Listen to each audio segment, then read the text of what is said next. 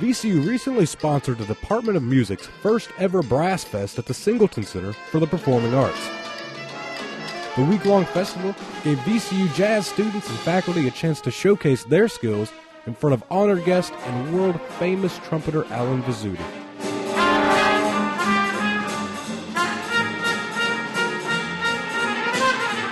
Some students even got the opportunity to learn firsthand from Vizzuti. The musician taught 2 masterclasses during the week here at the James Black Music Center in front of a packed house. You hear the intonation and when you were doing the phraseology, the phrases together.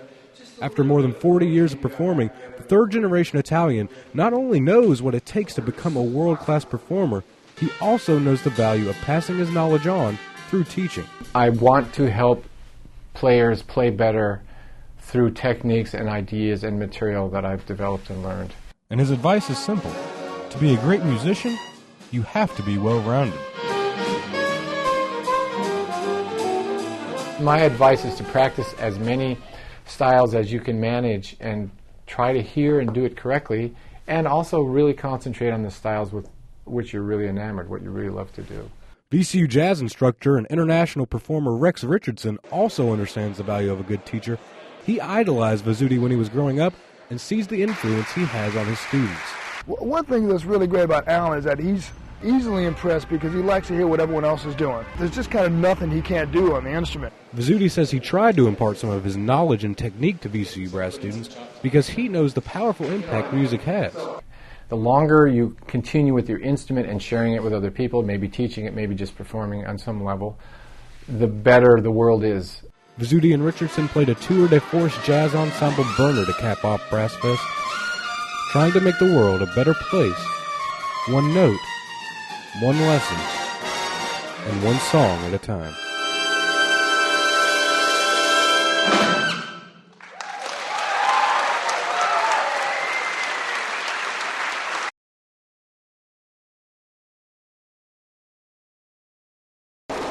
When you think of NASCAR, a few things come to mind. The smell of burning rubber, the roar of an engine, and of course the avid fans.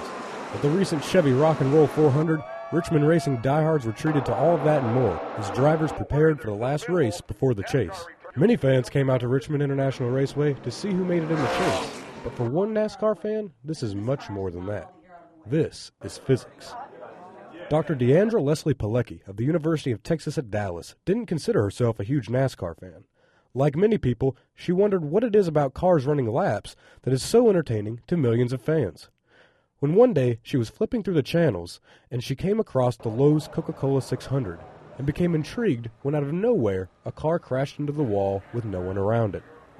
And so I'm thinking, well, why would a car all of a sudden go into the wall? Didn't make any sense.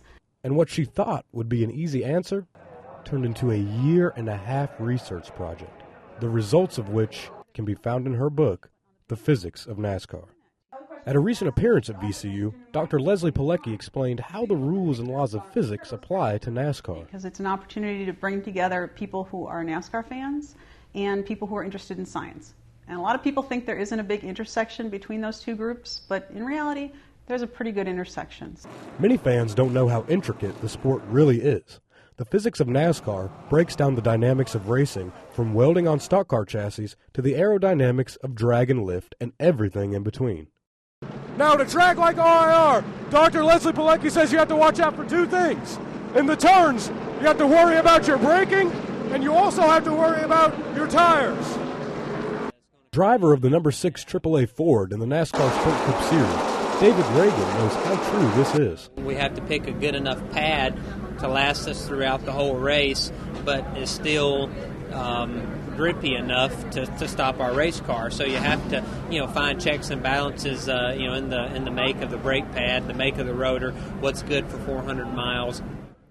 Dr. Leslie Pilecki says another special factor at RIR is keeping your race tires cool.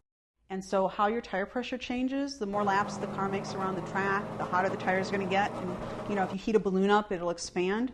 Tires do the same thing. When you take into account the complexity of these cars, winning a race is no easy feat. There is one outcome that is for sure. NASCAR is nothing without physics. You can't divorce science from human beings. And it's the same way, you cannot divorce the science of NASCAR from the people who do the science of NASCAR.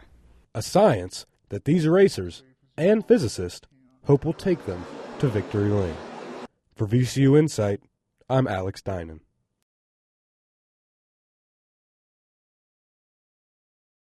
Started in 2007.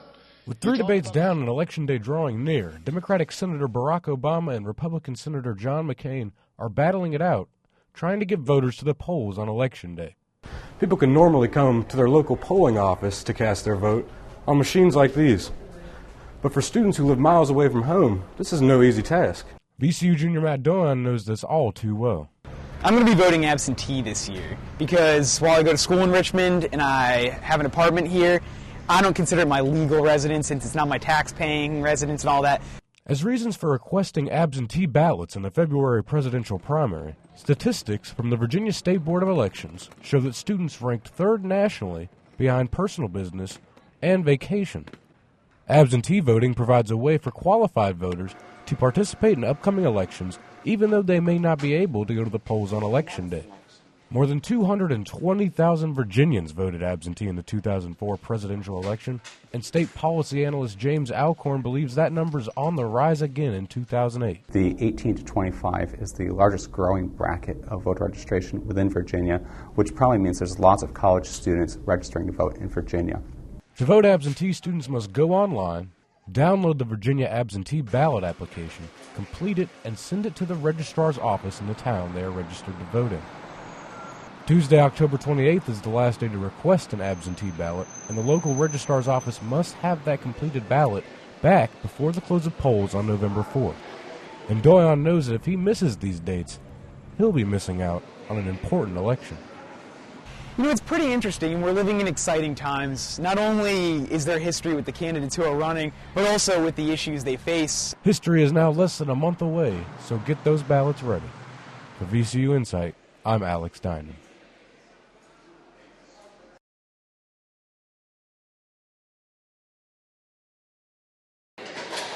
VCU School of the Arts, once again, has painted its way to the top of the charts. VCU Arts now holds the title as the #1 public university school of arts and design in the country, ranked by the 2009 U.S. News and World Report. What began as a night class, the founder Teresa Pollux in 1928, grew to a school that produces art the country can't ignore. Joseph Seipel is former chair of the School of Sculpture and now senior associate dean. He says standards are set high for aspiring artists applying to VCU. In the last couple of years, the sculpture, which was ranked #1 in the last ranking, the last 2 rankings actually, the graduate applicant pool ranges from about 150 to 200, and we take 6 students from that. So what is that, 3%? That's very selective. Painting and